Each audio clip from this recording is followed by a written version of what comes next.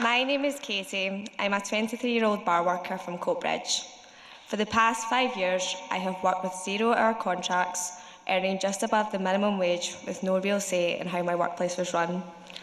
Last year, after a formal procedure meant our tips were taken off us and out of our control, my colleagues and I decided enough was enough and joined the Union for Bar Workers Unite Hospitality.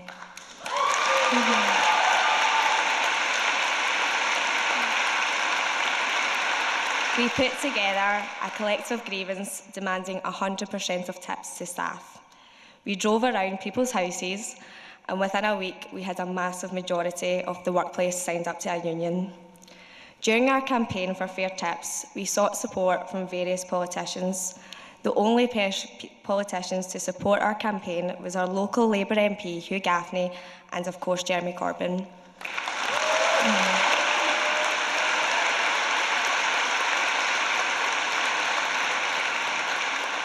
We cornered him with our homemade posters, and to our amazement, not only did he support us, but he listened to us for 20 minutes. There was no cameras around, he just genuinely wanted to hear our story and offer what help he could to our campaign. We won that campaign and now receive 100% of tips thanks to my colleagues,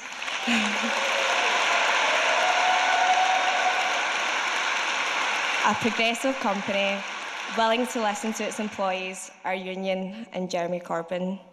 Since then, we have grown our union across a whole chain, and so far we have gotten rid of 0-hour contracts, unpaid trial shifts, and youth rates for across Scotland.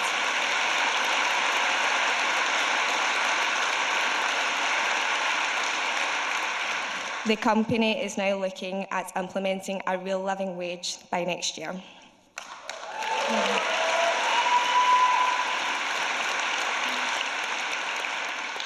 A year ago, I was not political, not because I didn't care about politics, but because no politician had ever spoken to me, literally or figuratively, until now.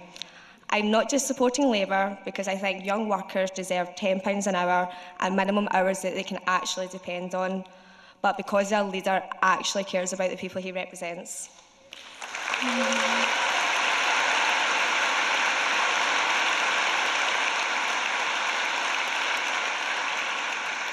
Yesterday, he took the time out to speak to our hospitality friends at the Glasgow School of Art who are fighting the closure of their workplace.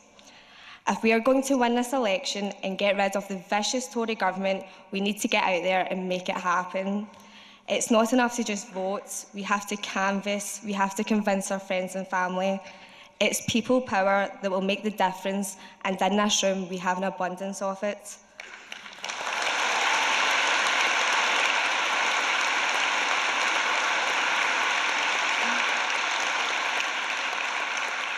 There are clipboards with volunteers all over the hall. Please fill in your details to help us win. So without further ado, please welcome to the stage our next Prime Minister, Jeremy Corbyn.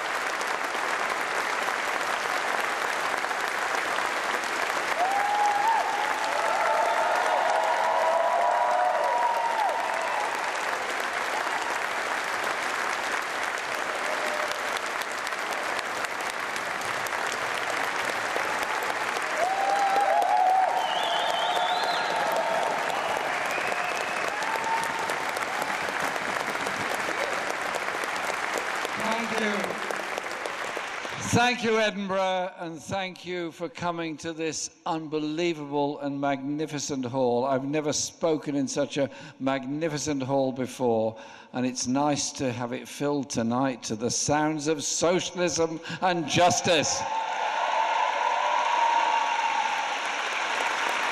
Katie, thank you for what you said. Thank you for being an inspiring young person, inspiring us to bring about a fairer, better and more just society. Thank you for representing the spirit of young people who want to live in a better, fairer, more equal, more sustainable world and don't buy into the rat race. Don't buy into the rat race, which is only ever for rats to race in, as Jimmy Reed once said. I also want to say a big thank you to Callum for singing what he did this evening.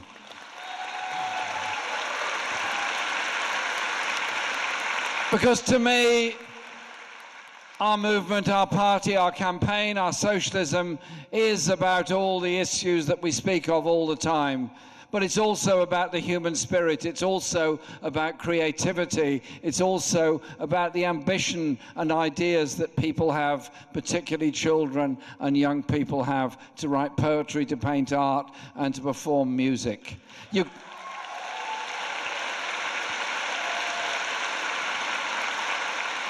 In my kind of world, you can't have socialism without music. And so when Callum sung on the words of Victor Hara, I think we should recall the life of Victor Hara, a brilliant singer, musician, guitar player, poet, and songwriter, who stood up for the working class in Chile, campaigned all over the country in Chile, and that brought about an election result in 1970 in which Salvador Allende became the president of Chile. That government was attacked from the moment it was elected by the richest and most powerful landowners in that country, by those that owned the minerals and the mineral rights, and attacked by powerful countries outside, such as the United States. And despite all of that, they built houses for the poor, they gave milk to the children in the schools, and they developed an education system which had never been made available to working class children in Chile before. All that while, people campaigned to support that government, and Victor Hara kept his writing, kept his singing, kept his music, and kept inspiring people, despite the most difficult days that government ever faced.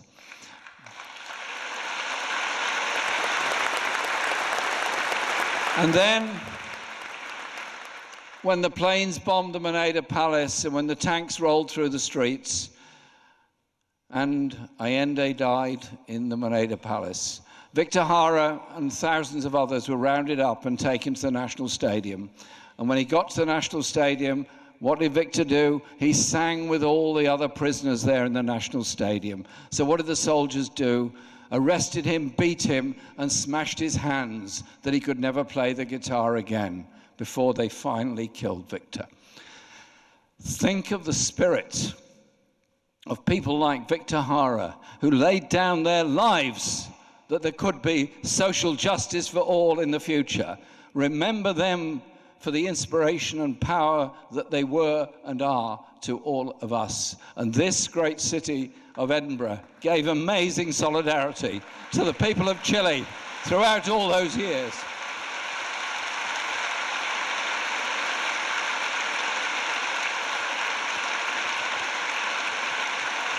And I'm looking at my great friend Gordon Munro, who hopefully will be the MP for Edinburgh North and Leith.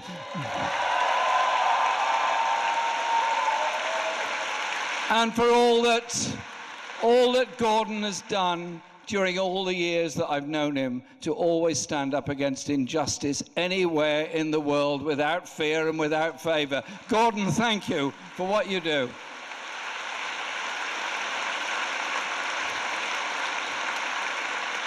And we're now in the 4 weeks to go period of the general election. 4 weeks today, we are going to be all running around the streets in our own communities reminding people to vote. We're going to tell them you've got 1 hour, 55 minutes and 30 seconds by my watch to get out there and vote. We're into the fight of our lives in this election campaign. We're into the fight of our lives because of what we believe in and because of what we want to achieve in this election. 9 years ago, after the 2010 election, the Conservatives and the Liberal Democrats decided to form a coalition government. They were willing partners. They went into that government together, and they introduced an emergency budget a few months later. And what did that emergency budget do? Froze public sector wages, slashed benefit payments, cut payments to local authorities in England, cut payments to Scotland and Wales and Northern Ireland. It went on to introduce universal credit and all the horrors that have come with that. It went on to treble university fees in England to £9,000 a year. It went on to introduce tribunal fees, and it went on to preside over an ever-worsening situation for the poorest and most vulnerable people in our society. Now, 9 years on, you see the results of what austerity is really about.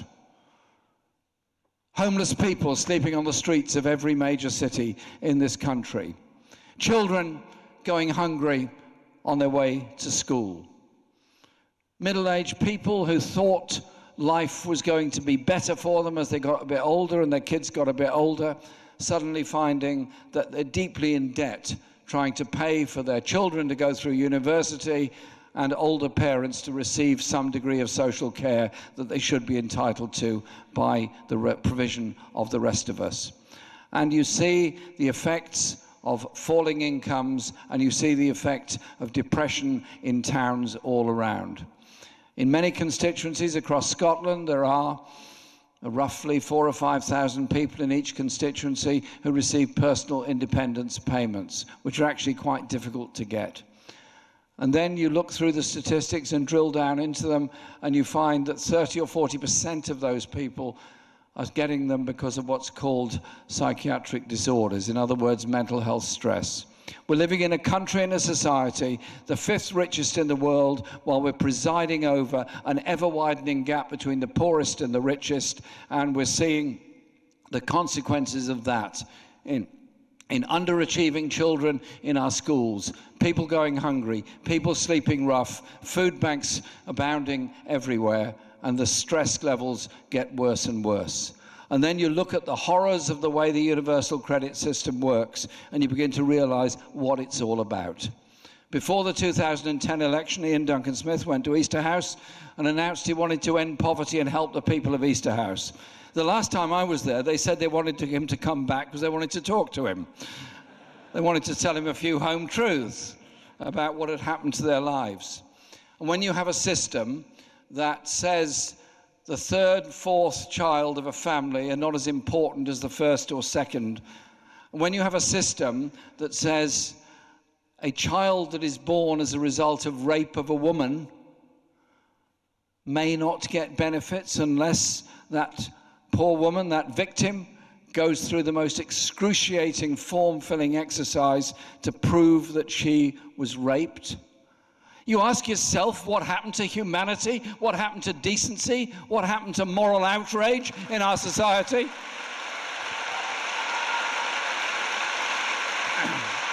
And so,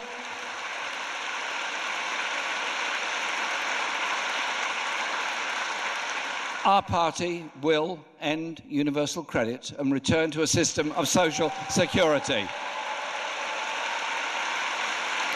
And I was very proud to announce that policy in the Market Square in a small town on the edge of London known as Chingford, which is currently represented by Ian Duncan Smith. I thought it would be a subtle message, but I have to say, last Saturday, there were 500 Labour campaigners in Chingford and Woodford Green, and we're going to win Chingford and Woodford Green, and we're going to win constituencies all over the country.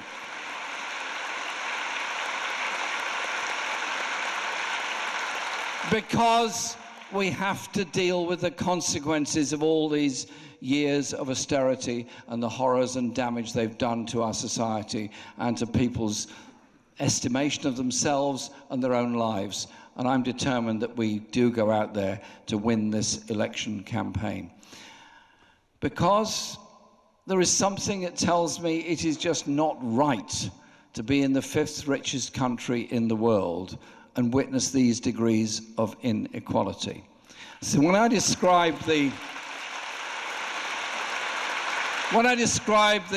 poverty that has taken place, the fact that there are 150,000 people in Scotland waiting for social housing, when you have so many thousands of children living poor lives all across Scotland, when you have life expectancy in Glasgow, the lowest anywhere in the UK, when you have health inequalities across every major city in Scotland and in England and in Wales, where you live 10 years longer in the wealthier suburbs than you do in the inner city areas, something tells me life has gone badly wrong, and our sense of justice and our outrage has gone badly wrong in that.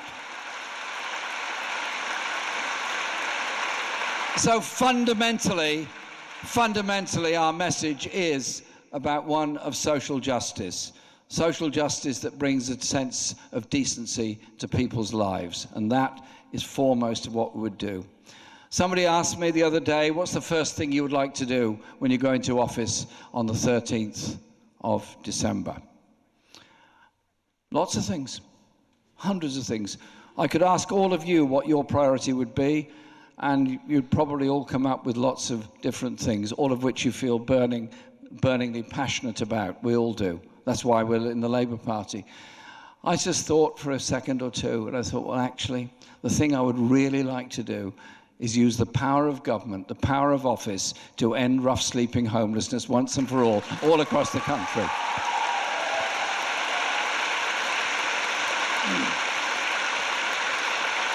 And there's much, much else that we want to do, we would want to do as an incoming government, and we are very, very determined to do it. But we have to recognise what is also going on the other side, what Boris Johnson is actually up to. He wanted to take Britain out of the European Union on a no-deal exit, knowing full well what the consequences of that would be, knowing full well the dangers to trade, to jobs, to standards, and to the lives of many European Union nationals that have made their home in this country and have partnerships with people in this country. He doesn't care about that. And also the many British people that live in different parts of the European Union and work there and contribute to their societies there. And so I just want to put it absolutely clearly on the record. I, for one, say thank you to all those people from different parts of Europe that have made their homes in our society, made a fantastic contribution to our lives, and helped us to achieve health and education and so much else.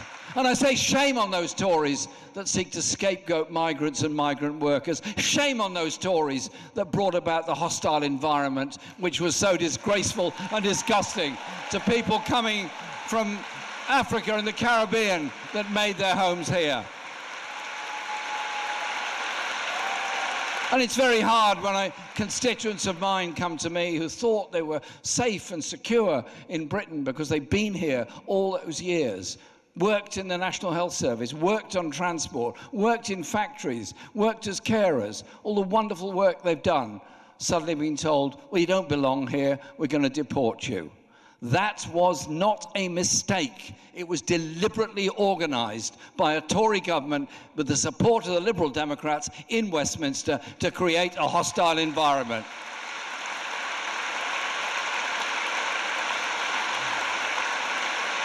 So I think it's very fitting that our front bench contains two daughters of the Windrush generation who are determined to make sure that doesn't happen to others. But Johnson and his threats of a no-deal exit, were actually to reconfigure our relationship with the rest of the world, to reconfigure our trade relationship with the United States. And so he would take us straight into the arms of Donald Trump and a trade deal with the United States. And that's still his big plan. Anyone who's looked at anything to do with US trade deals will know the US doesn't do equity in trade deals. It does the one-way trade deals. And when I am accused of scaremongering because I say the NHS is at risk, our National Health Service is at risk because of American involvement in it. I have nothing against American people. I have full support and full of admiration for the American generation that fought and defeated racism, for the generation that's bringing the Green New Deal, for Bernie Sanders and AOC and so many others. I'm absolutely with them. But when our Prime Minister announces that he wants to go and talk to the USA and says that health isn't an issue, and then the US President himself says that our health market must be put at the disposal of American companies as part of any trade deal, the US ambassador backs him up, and then Johnson instructs British officials to go to the USA to have secret talks with US pharmaceutical companies. Well, you kind of say, well, why the secrecy? What have you got to hide?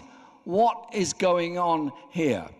For a man who painted $350 million a week on a bus that he claimed was going to the European Union, seems quite prepared to countenance spending $500 million a week going to the USA to their drug companies and their pharmaceutical companies. So,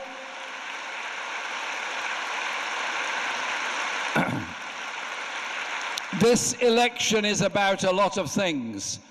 And what the election is about will not be decided by journalists based in Edinburgh, London, or anywhere else. It'll be decided by the people on the streets of this country what the issues in this election are. And I just make it clear, from the point of view of the Labour Party, we don't have a health market in Britain. That health market was closed down in 1948 when we established the National Health Service. And I just make it very, very clear, our NHS is not for sale to anybody.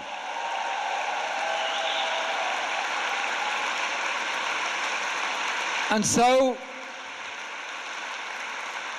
we will have an offer put to the people of a sensible relationship with Europe and put that alongside Remain, and people can make their choice. My whole strategy, our party's whole strategy, has been to bring people together on this.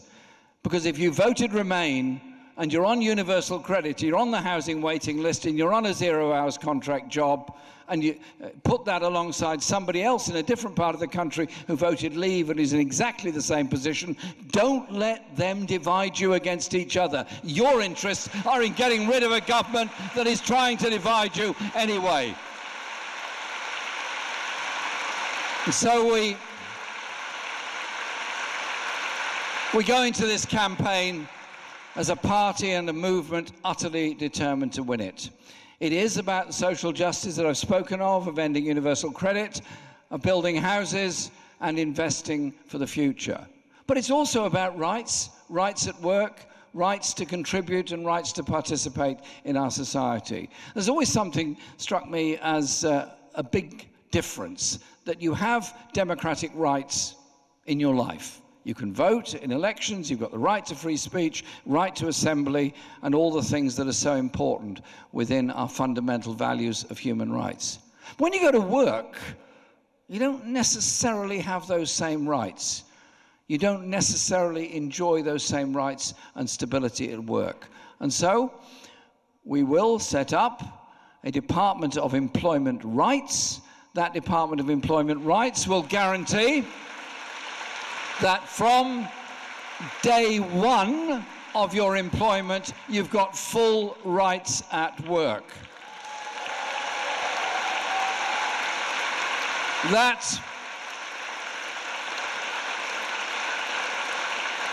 your full rights at work, including the right to join a trade union and be represented by that trade union, and we will repeal the Trade Union Act for the damage it's done to trade unionism.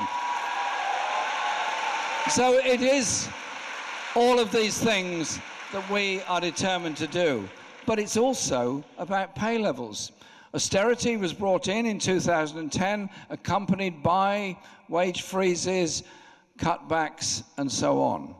And it's also been a process of deindustrialization, of loss of jobs in manufacturing industry and lack of investment in our society as a whole that is a problem. And so we will change things quite a lot. In addition to the rights at work that I've talked about, I think we need a real living wage of £10 an hour for all workers, including young workers who are often so exploited in the workplace. And this is part of a process of beginning to rebalance our society, because most people in work, on average wages, have a spending power between 20 and 25% less now than it was 10 years ago. And so we live in a society that is grossly unequal. That inequality is encouraged by government policy, encouraged by the tax breaks, the giveaways, encouraged by the empowerment of employers to treat workers so grievously, whether on 0 hours contracts.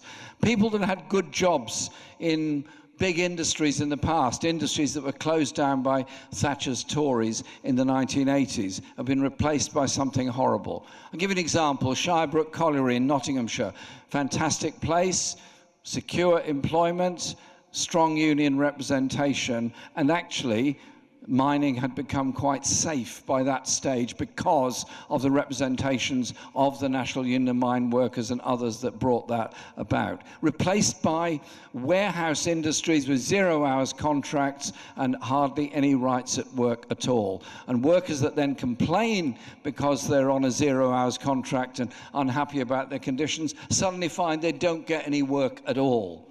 Imagine what it's like. We used to complain about dock workers and building workers having to queue up in the morning and hope to get a day's work. It was insulting, it was degrading, it was immoral, it was wrong. Unions fought back against that and got regulated work on docks and regulated work on building sites. Studying your mobile phone all day, waiting for a message from an employer that might give you a few hours work or might not, or might decide you must come in at a time that is impossible for yourself, if not, you lose the job. It might be less dirty than standing around in the street waiting for somebody to turn up and employ you, but the principle is not that different, that you're disempowered and the employer is completely empowered. We will end 0 hours contracts once and for all. And give people those rights at work that they so desperately need and I believe should be entitled to. And so I want to lead a government that's proud to be part of the International Labour Organization and will adhere to all its requirements and all its conventions. It's there for a purpose. We can't lecture other countries around the world about observing ILO conventions if we don't do it ourselves. So we will be doing that. But it's also about investment and creating the jobs for the future. That is a key part of it. John McDonnell, our Shadow Chancellor of the Exchequer, and his team have done an incredible job over the past few years, past 4 years. What they've done is debated and argued the case for an investment-led economy, argued the case against the short-sightedness of austerity and what can be achieved within our society. So they have actually changed the whole debate on the economy. But we haven't yet won an election, which is what we're determined to do. Our proposals are for a national investment bank and transformation funds that accompany it, regional transformation funds in England, and of course working in Scotland with an investment bank for Scotland. There will be £70 billion of investment coming into Scotland under Labour. That investment will be for infrastructure, railways, buses, housing, hospitals, care, and of course revenue needs as well. It will absolutely help to transform the lives of people in Scotland who have suffered so much because of the austerity that's been passed on to them into their communities. Because it cannot be right that inner city communities all across Scotland still have such levels of deprivation that are a disgrace in any civilized society. And when the United Nations itself sends a rapporteur to Britain to look at levels of poverty and deprivation, you've got to think, hang on a minute, this is Britain. fifth richest country in the world. This is the UK. What's going on?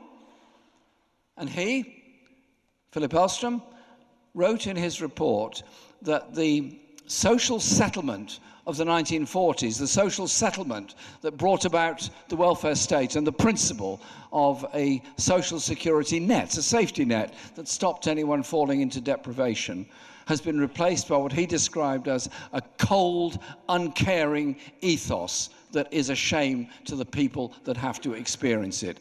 That's the UN describing what austerity has done to people in this country, brought to us. Thank you, Tories. Thank you, Lib Dems. We will change it.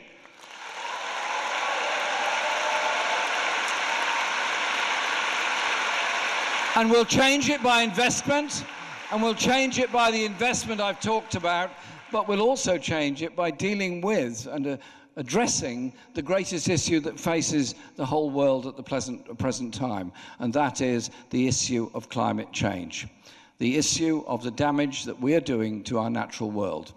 I went to the Paris climate change talks in 2015, and I met many absolutely fascinating people from poor countries around the world that themselves done no damage to the environment at all, but were suffering unusual weather patterns, were suffering from rising sea levels, and suffering regular flooding of their homes. And they were fully in support of the Paris Climate Change Accord, which moves towards net zero emissions. Our party conference is very ambitious, voted that we should achieve net zero by 2030 if we're in office to achieve it. But it does mean dramatic work by all of us. And we've set up a group within the shadow cabinet of Sue Hayman, Becky Long-Bailey and Barry Gardner, and Danny Rowley, one of our fantastic candidates in Midlothian, is our spokesperson on this as well. And I was with Danny this afternoon campaigning in Midlothian. What we're doing is putting forward nothing short of a green industrial revolution. That green industrial revolution will mean investment in sustainable energy, solar, wind, wave. It will mean investment in offshore wind farms. It will mean the manufacture of those. And having been with Leslie and Richard in Fife to try and defend BIFAB and its workers, I simply say this: there's something slightly ridiculous about manufacturing wind turbine towers in Indonesia, shipping them halfway around the world, giving out God knows what emissions on the way, when they could have been made there in Fife in the first place, where those skilled workers and that brilliant industrial record of Fife is available for them. And so our whole task will be to invest in the technologies of the future and at the same time help to bring about a more sustainable world. And it doesn't stop just at energy generation and electric vehicles and electric buses. It also goes on to retrofitting homes all over the country, making them energy efficient, making them cheaper to live in and using less energy as a result of it. So the jobs that will be created from this are immense. The jobs that will be created in the manufacture and maintenance of the energy plants that we're developing, and the jobs that will be created in retrofitting so many homes all across the country. And Scotland is blessed with many things. It's blessed with mountains, it's blessed with rivers, it's blessed with lakes, it's blessed with good weather sometimes, and it's blessed with a lot of wind. It comes off the Atlantic and it doesn't stop. It's not an accident that those trees on the Western Hebrides are sort of at that angle rather than that angle. And so it seems to me a very good place to have a wind farm to generate a lot of electricity. Almost 5% of the whole of the UK's electricity could be generated from there. So it is about harnessing those skills that Scotland is so famous for. The country that built the ships, that built the planes, and built so much manufacturing. We were in Dundee this morning, a city that's made such a massive contribution to the lives of so many, and now so many of those industries gone. There is a place for all of this. But you don't do it if you leave it to the market. You don't do it if you only deal with companies going under on a case-by-case basis. And Richard has made this clear so many times. What we need in Holyrood is a government that has a serious industrial economic development strategy for Scotland. And that's what Richard and Leslie will bring forward in the future. And so on the world stage, we would be, I hope, hosting COP26 next year, may even be held in Glasgow. How good would that be for a Labour government to be hosting that and working with people all across the world to try and reduce emissions, to improve the possibility of sustainability and protect species from destruction. We have to think about things very differently, not in a process of fear, but in a process of saying this problem also gives us an opportunity. But wouldn't it be good to have a Labour government that is saying to the government of Brazil, we recognise where you are, we recognise your place in the world, but we also recognise that you are hosts to an enormous and beautiful rainforest. Please don't burn it down. Like we say to others elsewhere, don't burn it down, because we want to live in that sustainable world. And so it is in this election about the direction we go in the future. I've been an activist all my life in our party, in our movement, in our unions, and an activist for human rights and justice around the world. And I want to lead a Labour government whose watchword on the international stage is exactly that: peace, justice, and human rights. And that we would make that the basis of our foreign policy. Because the wars of the past have consequences for the future. Those poor people in refugee camps in Jordan, in Lebanon, in Libya, and so many other places, those people have lives too, have hopes too, and have opportunities too. So let's not scapegoat refugees who themselves are victims of human rights abuse, wars, and environmental degradation. Let's work together to deal with the problems at source so we don't end up with wars and refugee flows all around this world. It is about how we treat people and how we treat each other that I'm so passionate about. And so we go out over the next few weeks, the next 4 weeks, campaigning all around the country. Politics is often presented by media analysts who are very brilliant people and very, very well educated and very intelligent as like a retail transaction. You offer this, I offer that, you do this, you do that. It doesn't actually empower people. It makes people spectators in their own democracy, spectators in their own politics. Shouldn't politics also be about the empowerment of people? Didn't those great people of Red Clydeside stand up to empower people? Didn't Mary Barber in Glasgow empower the women of Glasgow to give them power over the landlords that were so exploiting their lives? Didn't those great socialist campaigners always seek to empower people by the process of thought and what they wanted to achieve in the world? And so this election campaign is already a fascinating experience. Fascinating because of the numbers of people that have come forward to work with us on our policies in the party. 500,000 members of the Labour Party, and rising every day. And when we produce our manifesto, we're discussing it this weekend, produce the final document in the very near future. It's going to be bigger, better, and I'm not sure I'm pleased to say longer than the last one, so you'll need a bit of reading time for it, but it's going to be one that has been contributed to by very expert people in all of our offices, all of our trade unions, but it's also been contributed to by lots of people all around the country who themselves are experts. If you want to work out how a care system should be run, who better to ask than a care worker who has to work within that system? If you want to know how a transport system should be run, ask those that work within it. And so our manifesto will reflect all of that experience and all of that brilliance that's there all over the country. The smartest people are not always in the most obvious places. Talk to anyone you meet, and don't assume that you know everything, because everybody you meet knows something you don't know. We can learn from each other. And when we learn from each other, we're stronger as a result of it. Communities are empowered and stronger as a result of that. And that is what's so exciting about the manifesto and the programme that we are putting forward. And yes, there will be public ownership in it. There will be support for cooperatives. There will be rights to workers to take over companies that are going under. There will be rights of representation on football club boards as well as the boards of industry and so on. But there will also be public ownership of our railway system, public ownership of our Royal Mail, and public ownership of our power delivery grid.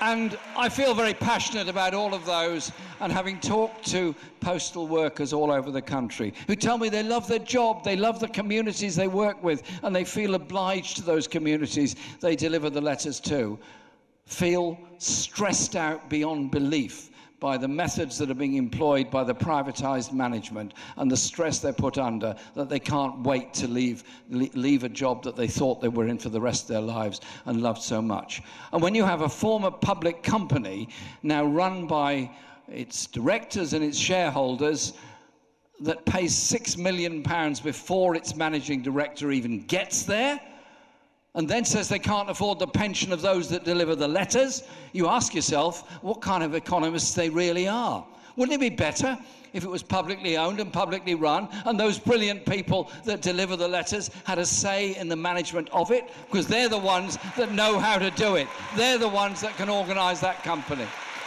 And so our election is about empowerment.